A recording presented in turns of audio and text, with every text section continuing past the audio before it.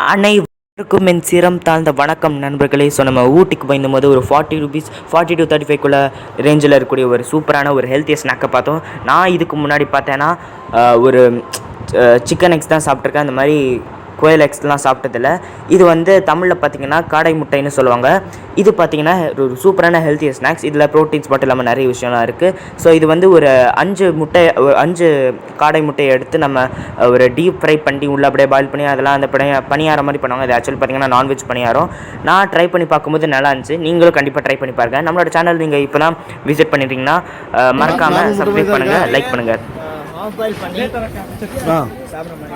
ரெண்டு பேரும் குதிரை பிடிக்கிற மாதிரி இருக்கீங்க. ஓகே, நல்லா இருக்கா? எந்த அளவுக்கு நல்லா இருக்கு?